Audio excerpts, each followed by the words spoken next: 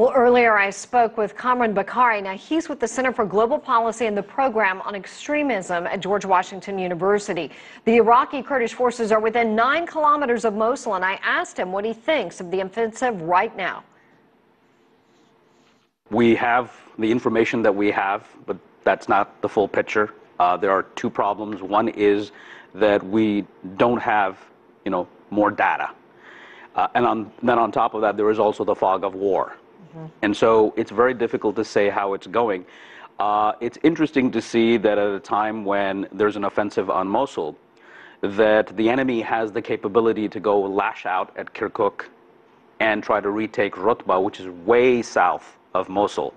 That tells us something of the capability of the enemy that we're dealing with. How are these diversionary tactics working for them? There have been suicide car bombings and other killings.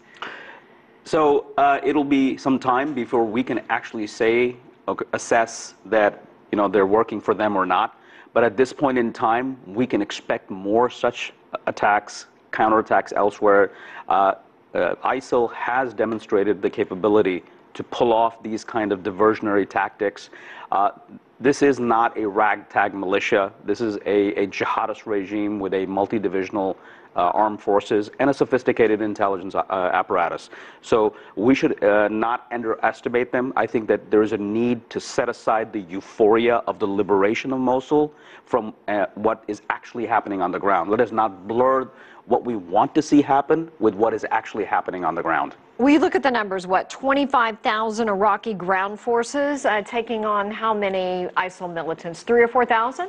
Well, the numbers are all over the place, so it depends on who you're quoting. The numbers of ISIL fighters stationed in Mosul to defend that city is anywhere between 3,000 to 10,000. What are the challenges there? Because they're there and the ground forces are trying to get in?